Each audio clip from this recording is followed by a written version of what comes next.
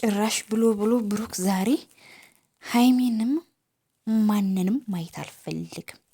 ብሩክ ግን ያመካል። ማን ነው እንደዚህ አይዞክ ያለክ? እዩ ናት ወይስ ማን ናት? አረ ገረ ጎበዝ ተረጋጋ። ግን ምን ሆነ ነው እንዴ? ሀይሚ ምን አደረገችክ? ለምን የራስህን ጉዳይ ወደ ሀይሚ የምታሸጋግረው ማለት ነው እንዴ? እዚህ ነገር ውስጥ እኮ አንተ ነህ ሁሉን ነገር እዚህ ነገር ውስጥ እንድትከታት እንትን እንድትል ያደርገችው ማለት ነው። ሲጀመር ሀይሚ የመለያየት ሀሳብም ፍላጎትም የላትም ከአንተ ጋር ማለት ነው። ነገር ግን ራስክ አንቺ ታመጩ አንቺ ታሮጪዋል ያገሬ ሰው ማለት ነው። ራስክ መጀመሪያ ከልጅቷ ጋር ያለውን ነገር ኬዙን ሁሉን ነገር እያወቅ ከዛ ደግሞ መታ አንቺንም ሀይሜንም ማየት አልፈልግም። ኦኬ እዩን ትችላለህ። ለምን ምንክም አይደለችም እዩ ማለት ነው። የድሮ ፍቅረኛ ናት። ልጁንም አላመንክላትም ማለት ነው። ግን ለሀይሚ ይሄን ያክል ንግግር ይሄን ያህል እንትን አይገባትም ማለት ነው። ለምን እንደሆነ ታውቃለህ? ምንም ነገር እዚህ ኬዝ ውስጥ ሀይሚ የለችበትም። ለምን የማይገባትን ነገር ነው እየተናገርካት ያለው፣ የማይገባትን ነገር ነው የምትላት፣ የማይገባትን ነገር ነው ያለ ስሟ ስም የምትሰጣት። ከዚህ በላይ ደግሞ እዩ ልታከብርም ልትወድም አችልም ማለት ነው። ለምን እዩ ራሱ የምትናገርበት መንገድ ክብር የማያሰጣት ነው ማለት ነው። ለምን ምንድን ነው ሰው ሲያከብርህ ነው ክብር የምትሰጠው፣ ሲወድህ ነው መውደድ የምትሰጠው ማለት ነው። ግን እዩ እንደዛ አላደረገችው። የምን ከህይወት ከብሩክ ውጪ የልጅ አባት ነው አጠገቡ አትድረሺ እያለቻት እያመነጫጨቀቻት፣ እንዴት ነው ሀይሚ ለዩ ክብር ልሰጣት የሚገባው ማለት ነው? አንተ እንዴት ነው ስለ ክብር የምታወራው?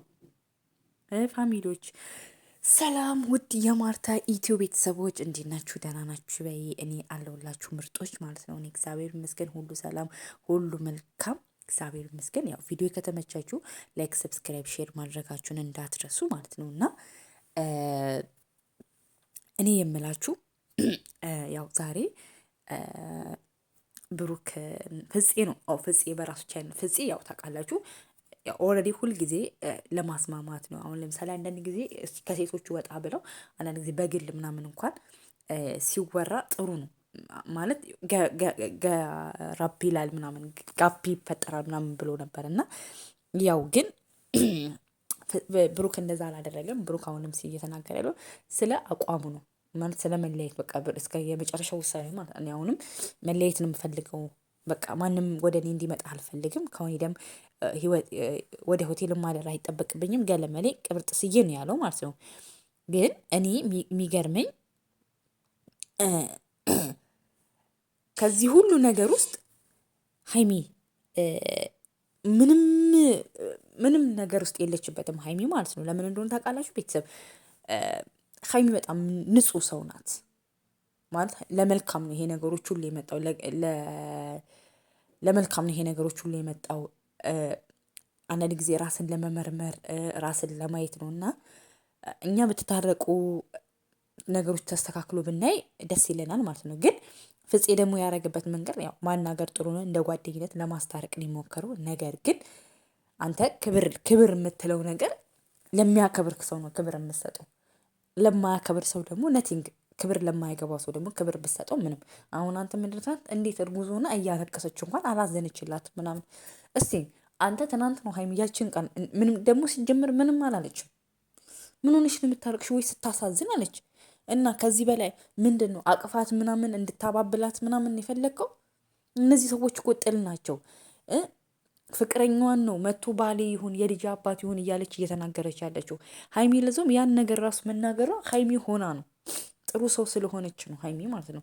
ነገር ግን አንተ ሀይሚን ክብር አልሰጥሻትም። ገለመሌ ማሰብ አለባት፣ ማዘን አለባት። እስቲ አሁን አንተ ከዩ ራሱ ጣና ራስህን መመርመር ፈልግ። ሲጀመር ደግሞ ራስህን አዎ ብለካታል። እሱ ማይዋሽ ነገር ነው። ዲኤንኤው እስከሚመረመር ድረስ አብሬሽ ከኔ ጋር ልሆን ስትላት ሀይሚ ደግሞ እምነት ፈልጋለሁ። ለምን እንዴት ነው በኋላ ልጁ ከተወለደ በኋላ ያንተ ቢሆን እቺ ልጅ አትጎዳ? እና ሀይሚ ምንም ጥፋት የለባትም። ጥፋቱ አንተና ጋርና እዩ ጋር ነው። ለምን እዩ ራሱ ሀይሚ ጋር ስትመጣ በስነ ስርዓት አታናግራትም። ኢቨን የሆነ ጊዜ ለመደባደብ ሁሉ ሞክራ ነበር። ነገር ግን አንተ ውስጥ ያለ ፍላጎት ወይ እዩ ምረጥ ወይ ሀይሚ ምረጥ። ምንም ልናቅ አልቻለም። ያን ነገርህን ታሳውቀን እንፈልጋለን ማለት ነው። ኤኒዌይስ ፍፄ እኔ ያስታርቃችኋል ብዬ አስባለሁ። ተስፋ አይቆርጥም። ለምን ፍፄ በጣም ጥሩ ሰው ነው፣ ጥሩ ወዳጅ ነው፣ መልካም ሰው ነው እና የሚያደርገውን ነገር ሁሉ ያውቃል። ግን በተቻለ አቅም ስትናገር ራሱ ክብሬ ነው። አሁን ለምሳሌ ፍፄ ጓደኛ እኔ ሆቴል መቀያየር አለብኝ እንዴ? ማንም ሆቴልን እያሳያል መች አሁን እንደዛ የምትለው ፍፄ ነው። ጓደኛህ ነው መች የምትኖርበትን እና አድራሻ ምናምን እንዲያውቅ የሚችለው ማለት ነው። እና ብሩክ ሰከን በል፣ እርግት በል እስቲ። አንዳንድ ጊዜ ግንፍል ማለት ለኮካም አልበጃ ላይ ሀገሬ ሰው ማለት ለምን እንደሆነ ታውቃለህ? ማሰብ መወሰን። አሁን ያለህበት ልጅነት ምናምን በጣም ከባድ የልጅነት ነገር ስለሆነ ከባድ ነው። ግን አንዳንድ ጊዜ ቆም ብሎ ነገሮችን ማሰብ ጥሩ ነው። ማነው ትክክል? የምናውቀው ነገር የለም። ግን አንተ ትክክል እየሰራህ አይደለም። ግን ሀይሚ ጥፋት የለባትም። ለምን የተበደለችውም የተጎዳችውም ሀይሚ ናት። እውነታው ደግሞ